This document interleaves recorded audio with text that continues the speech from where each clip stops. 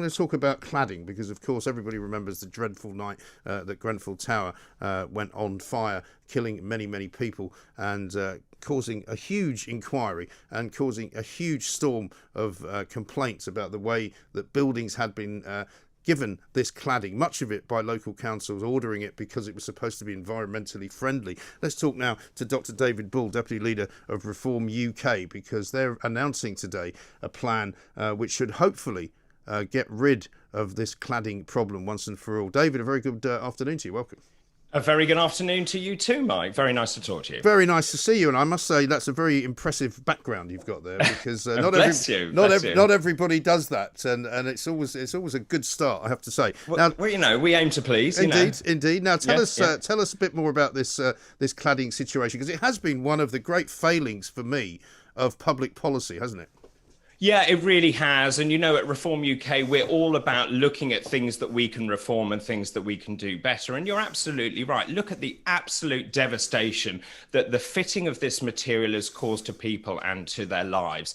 And essentially, I think it's really, really disgraceful that the government has come up with a plan that doesn't really solve the problem going forward. And something far more dramatic needs to be done. Just on a very human level, it seems wrong to me that if you buy a property, if you buy a leasehold property, suddenly you buy something that you believe you're buying in good faith. So you're buying something you want to buy that you believe has been constructed to the highest standards.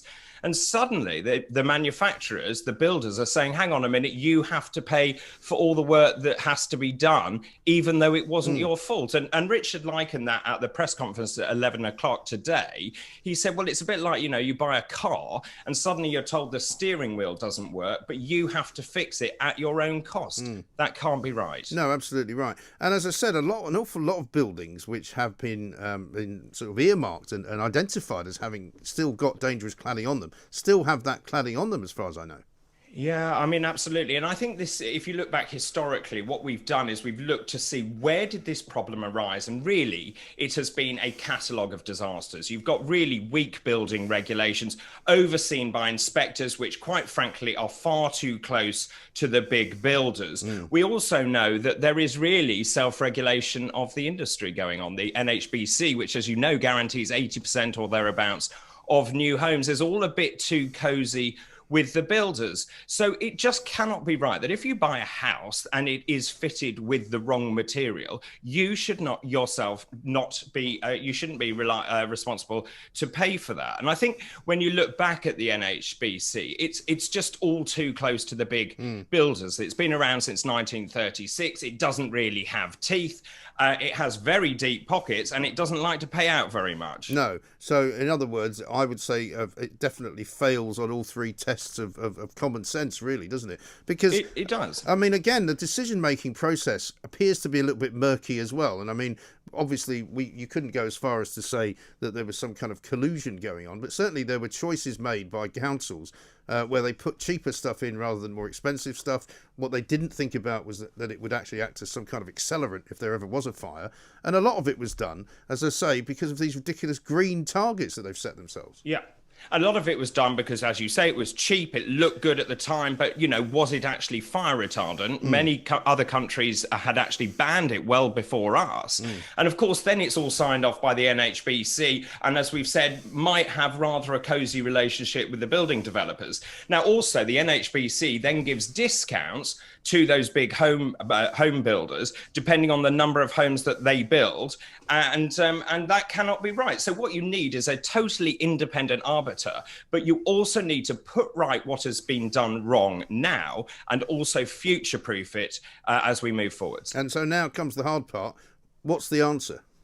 Well, so what the government's come up with is a scheme, whereas if you are in a building that is over 18 metres tall, then you are actually covered for the most part. But anyone under that 18 metres, so say you're in a block that's 17 metres, you are going to be forced under the current plans to pay for that cladding to be removed. You've got to pay for more fire safety marshals. You've got to pay for more fire extinguishers and more sort of fire prevention measures in those blocks. Now, that simply cannot be right. So what what we're saying is the NHBC is simply not fit for purpose. And they are sitting on £1.9 billion worth of money. And as I said right at the beginning, it is very difficult to get money out of them if you've ever tried, if you've bought a new home. And they have a Trustpilot score of 1.2, which shows you quite what the public thinks of them. I mean, that you can't get much lower than that. No. So what we're saying is that we actually want to create a new homes warranty scheme, which would basically subsume the NHBC, their 1.9 billion, and government match fund it of 1.9 billion.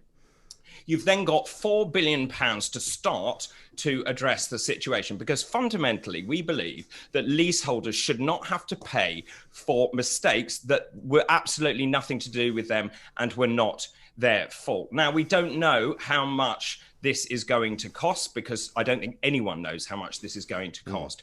But what we believe, the way to do this, and a fair way to do this, is to then put a levy on the sale of all new houses. So we're suggesting 1% on the sale price of a new home. And if you say that the average price, say, is £250,000, that's about £2,500 per home, and about 200,000 homes are bought every single year, or built every single year. So you've got £500 million then to play with on top of your 4 billion.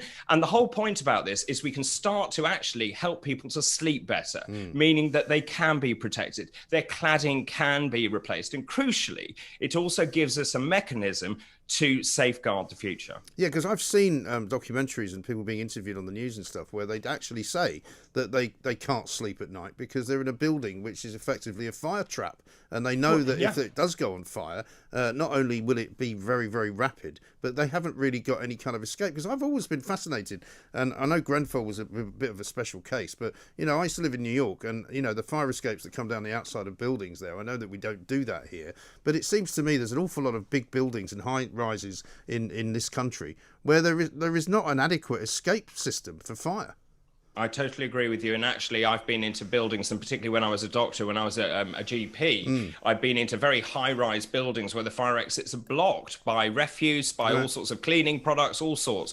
So, but you mentioned that people can't sleep. The problem is they're in an eternal nightmare, because say they want to sell, well, their flat is worthless, isn't it? You can't sell it because you're basically selling a death trap. Right. So it has to be sorted out. And I simply, you know, on a human level, do not feel that the people who have bought these flats in good faith should have to stump up that cost. It's just not right. No. Well, I'm delighted to see that you're pushing on with proper, proper problems that people have, and trying to find solutions to them, rather than many of the other political organisations. But David, thank you very much indeed. Dr. David Bull there, Deputy Leader of Reform UK, looking at cladding. It is a massive problem. It is, of course, something we talk about quite a lot here on Talk Radio, because if you are living in a place with this cladding which has to be removed, one, you're worried about paying to remove it. Two, you're worried about being inside a building which is ultimately a death trap. And three, you can't sell it.